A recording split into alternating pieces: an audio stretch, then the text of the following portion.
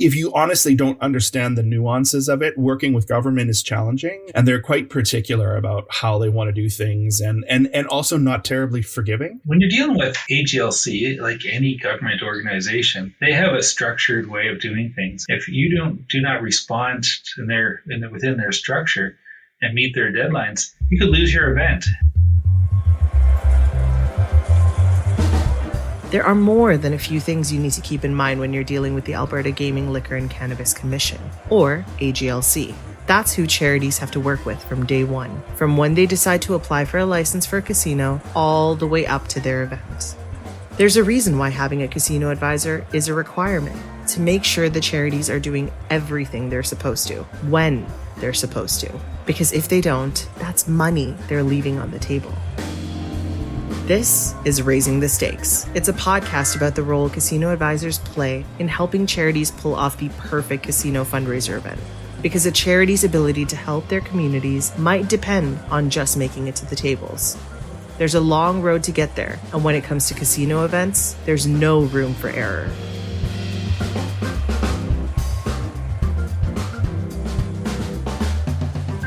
Well, the rules are always changing from AGLC's perspective. So yes, there's lots that could happen to make it more difficult. Jeffrey Dawson has been a casino advisor since 2011. He's the owner and operator of Alberta Casino Advisors Incorporated, and he's here to demystify the AGLC. If you listen to what Jeff says, if you get your paperwork handed in on time and you plan properly for the event, it'll go off without a hitch. It's a relatively straightforward process, but there are places where charities might still make mistakes, and there are consequences to that.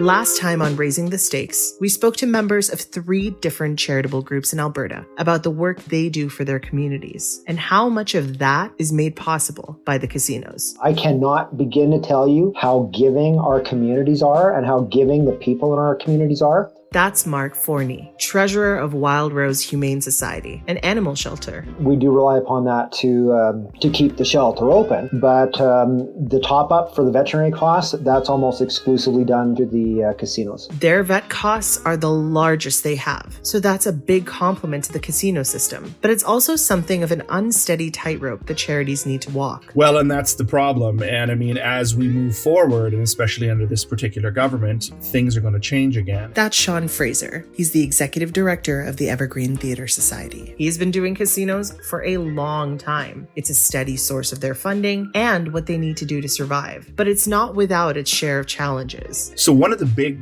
first things that hurt casinos many years ago was when smoking was banned inside. That really hurt casino revenues. Back in the day, and this is about, 10, 15 years ago, we were doing a casino every 10 to 12 months. And a casino would yield an organization around $100,000, $105,000. We now are doing a casino about every 18 months, and we get around $60,000. When that's a large part of your revenue, $40,000, $50,000 reduction, it's hard. So it's all the more important that everything goes smoothly for them. I've had many people who volunteered several times and then they become a chairperson and they didn't realize all the paperwork and all the hoops and stuff that they have to go through with AGLC. We'll let Jeff take you through the steps. For one, to be eligible, the organization must be a charitable organization. They don't have to be licensed charities. They just have to be not in the business to make money. Then they have to be in existence for a minimum of 2 years before they can apply to AGLC to run a casino event. And so the AGLC will assign you to a region. Depending on which region you're assigned to, the waiting period after you get approved can be as long as 3 years and as short as about 18 months to get your first casino. So you have to be in existence for 2 years, 6 months of processing, minimum 18 months of waiting. So it's about 4 years after you organize before you can get your first casino event. 4 whole years. While the time it takes might seem like a huge deterrent to charities, it's still their best bet. They just have to ride it out. But it's toughest for those who are just getting started. It does get easier the more casino events you do, and a good casino advisor is there to make everything as painless as possible, taking all of the worry out of it, even the casino events that haven't happened yet, by getting a jump on them right away. You cannot apply for your next event until the current event is filled. So we actually have an automated system where we upload it in our system, and literally 1 second after their event is completed, it's filed for the next one. At this point, we're on a little bit of a cycle. That's Terry Lee Ropchan, Executive Director of the Central Alberta Crime Prevention Center. So that first time, you don't know, you're a little bit nervous. Will we get it? All the questions, right? But then afterwards, after you've been through one, you send in the next application. And Jeff is always good at reminding everybody and making sure those get in. Once you're in, making sure your reports are up to date, because we do have to report to the Alberta government every single year. And they're very meticulous that here's how much money was exactly in the account last time we talked to you. Tell us exactly where every dime came from and where every other dime went. As long as you keep up on that and work with the nice people at the AGLC, it's actually a pretty painless process. When they send out the information to the charity that they have those 2 dates in that particular casino, they send a whole bunch of forms and they tell them what they have to do as far as process, but they don't give really much guidance. They rely on the advisors to do that. So it's important to make sure you get assistance from day one from an organization that understands how the paperwork needs to be done so you can get to your event and get the proceeds. Jeff also helps charities with the ins and outs of the GAIN program that the AGLC offers. It's short for Gaming Information for Charitable Groups. They're a resource that provides charities crucial training and information about things like eligibility requirements, allowable use of proceeds, and submitting financial reports. People just think maybe it's a grant, but it isn't. It comes with some stipulations. I'd say that AGLC has done a very good job in recent years of really streamlining some of the things that are common to all groups. If you have a team of people that have been doing them for a while, then it's not as big an issue. Where I would imagine it would be a little more complex is when you're having mostly volunteer run or parent run organizations, because they've never really waded in to those kind of things before. And so it's kind of all new for them.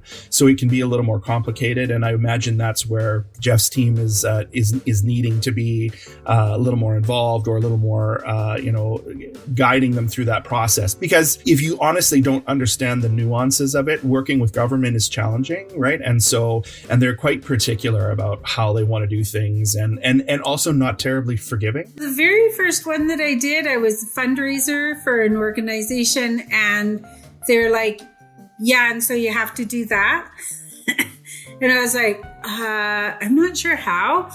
And at that point, we were working with a different casino host, and they were not helpful in that process. It was like, fill it out, send it in, that's on you. I think for those new ones that there's a lot of fear because you got government forms coming at you, you got deadlines, you got to fill things in. Working with the government can be quite particular, especially with AGLC. They can also be somewhat intimidating if you're not used to it, and quite specific. And so the thing is to make sure you get all of your I's dotted and T's crossed and all of those things, and don't miss deadlines. Deadlines are really important. Hey, louder for the people at the back. The entire process, whether you have a casino event at all, depends on deadlines. So some of the things that can go wrong is not meeting deadlines. Over the years, we've helped groups and noticed that sometimes that they're filling the paperwork out incorrectly. They misunderstand what the government's looking for in their forms. So AGLC gets the paperwork and they say, okay, this is wrong. So they send it back. They email you and say, okay, your form is wrong. They'll give you 2 days to fix it. If you don't look at your emails and fix it, you could lose your event.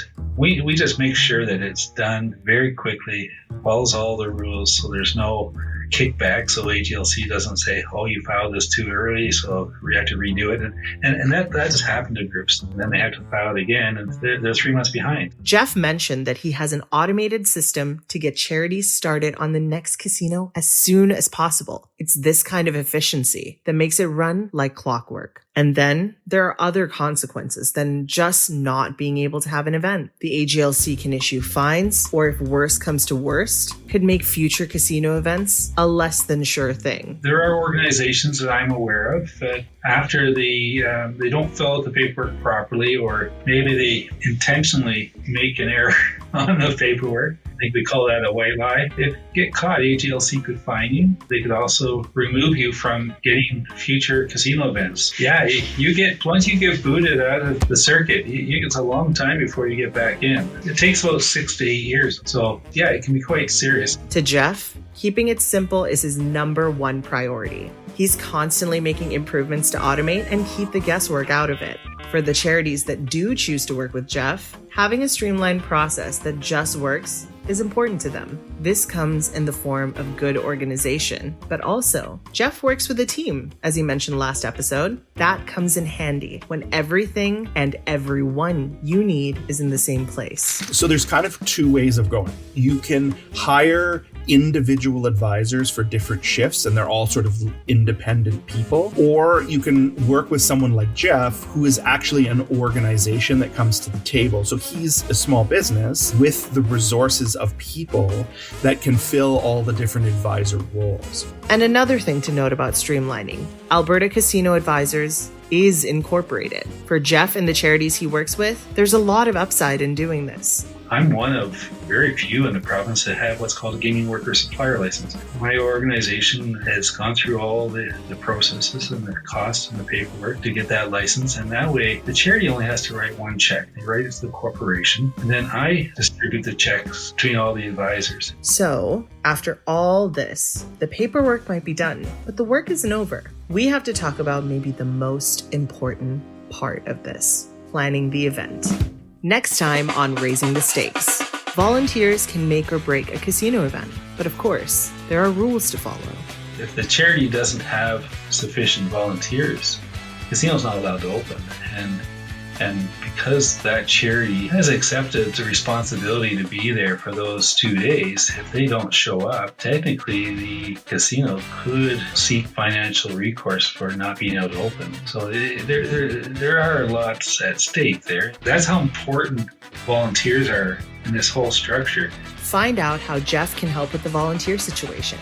There are 200 of them. They're on standby, and he calls them Casino Angels. Another Everything Podcast production. Visit everythingpodcast.com, a division of Pattison Media. Subscribe wherever you get your podcast.